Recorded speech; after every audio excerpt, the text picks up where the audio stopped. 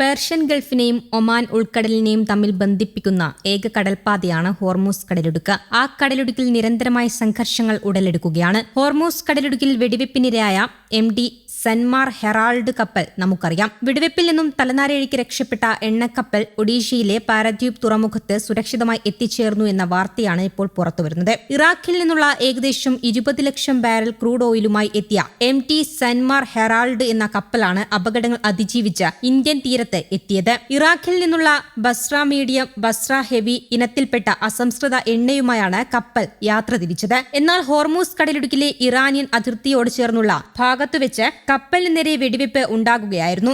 ആക്രമണത്തിൽ കപ്പലിന്റെ മുൻഭാഗത്തിന് വെടിയുണ്ടകളുടെ ചില്ലുകൾ തെറിച്ച് കേടുപാടുകൾ സംഭവിച്ചു. ആക്രമണത്തെ തുടർന്ന് കപ്പലിന്റെയും അതിലെ ജീവനക്കാരുടെയും സുരക്ഷ മുൻനിർത്തി കപ്പൽ ഉടൻ തന്നെ റൂട്ട് മാറ്റുകയും പിന്നീട് മറ്റ് സുരക്ഷാ വീഴ്ചകൾ കൂടാതെ വിജയകരമായി ഇന്ത്യൻ തീരത്തേക്ക് യാത്ര തുടരുകയുമായിരുന്നു. ഒഡീഷ തീരത്ത് എത്തിയ കപ്പൽ പാരദ്വീപ് തുറമുഖത്തു നിന്നും 22 കിലോമീറ്റർ അകലെ കടലിൽ നങ്കൂരമിട്ടു. തുടർന്ന് തുറമുഖത്തെ സിംഗിൾ പോയിന്റിന്റെ മൂറിംഗ് സംവിധാനം വഴി എണ്ണ പുറത്തെടുക്കുന്ന നടപടികൾ ആരംഭിച്ചു.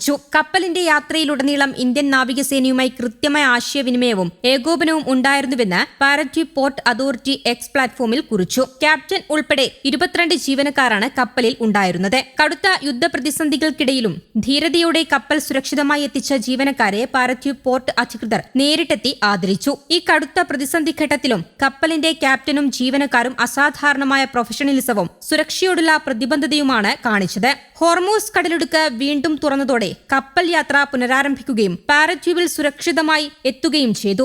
ഏറ്റവും പ്രധാനമായി കപ്പലിലെ എല്ലാ ഉദ്യോഗസ്ഥരും ജീവനക്കാരും പൂർണ്ണ സുരക്ഷിതരാണെന്നും പോർട്ട് അതോറിറ്റി അറിയിച്ചു. കപ്പൽ ക്യാപ്റ്റനോട് മറ്റ് ജീവനക്കാരോ നിലവിൽ ഔദ്യോഗിക പ്രതികരണങ്ങൾ ഒന്നും നടത്തിയിട്ടില്ല. അതേസമയം 55 കപ്പലുകളാണ് ഇന്ന് ഒരു ദിവസം കൊണ്ട് മാത്രം ഹോർമൂസ് കടലിടുക്ക് കടന്നത്.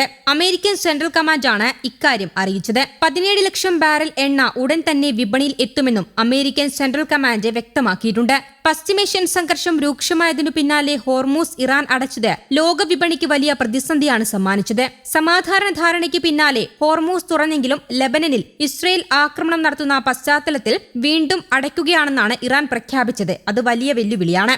പിന്നാലെ ഇറാൻ ഹോർമൂസ് കടലിടുക്ക് അടച്ചെന്ന വാർത്തകൾക്കിടെ അമേരിക്ക ഇറാൻ ചർച്ച വീണ്ടും നാളെ പുനരാരംഭിക്കുമെന്നും റിപ്പോർട്ടുകളുണ്ട്. ഇതിനായി American vice president JD Vance സ്വിറ്റ്സർലാൻഡിൽ എത്തുമെന്നാണ് സൂചന. ഇറാൻ സ്പീക്കർ ഗാലിബാഫ് ചർച്ചയിൽ പങ്കെടുക്കുമെന്നും റിപ്പോർട്ടുകളുണ്ട്. പാക്, ഖത്തർ സംഘവും ചർച്ചകളിൽ പങ്കെടുക്കും. ഹോർമൂസ് കടലിടുക്ക് മാസങ്ങളോളം അടഞ്ഞുകിടന്നതിനെ തുടർന്ന് നിരവധി ചരക്ക് കപ്പലുകൾ കടലിൽ തന്നെ നിർത്തിവെക്കേണ്ടി വന്നിരുന്നു. ഇതോടെ കപ്പലുകളുടെ അടിഭാഗത്ത് പായലുകളും വൻതോതിൽ അടിഞ്ഞുകൂടി. ഇപ്പോൾ കടൽപാത ഭാഗികമായി തുറന്നതോടെ ഈ കപ്പലുകൾ വീണ്ടും സർവീസ് ആരംഭിക്കുന്നതിന് മുൻപായി ചെയ്യേണ്ട ക്ലീനിംഗ് ജോലികൾക്ക് വൻ ഡിമാൻഡാണ് ഉയർന്നിരിക്കുന്നത്. ഈ മേഖലയിലെ ആവശ്യകത മുൻപത്തേക്കാൾ ഏകദേശം 30 ഇരട്ടിയായി വർദ്ധിച്ചതായാണ് വിലയിരുത്തൽ. ചില കമ്പനികൾ ജീവനക്കാർക്ക് വാഗ്ദാനം ചെയ്ത യുദ്ധകാല അലവൻസുകൾ പൂർണ്ണമായി നൽകുന്നില്ലെന്ന പരാതിയും ഇതിനോടകം തന്നെ ഉയർന്നു വന്നിട്ടുണ്ട്. ഇത്തരത്തിലുള്ള ചൂഷണങ്ങളിൽ അന്താരാഷ്ട്ര ട്രാൻസ്പോർട്ട് തൊഴിലാളി സംഘടന ശക്തമായി ഇടപെടുന്നുണ്ട്. അതിനാൽ ഈ മേഖലയിലെ തൊഴിലാളികൾ തങ്ങളുടെ തൊഴിൽ കരാറുകളും മറ്റ് ഔദ്യോഗിക രേഖകളും സുരക്ഷിതമായി സൂക്ഷിക്കണമെന്ന് വിദഗ്ധർ നിർദ്ദേശിക്കുന്നു. News desk Kerala Kaumudi.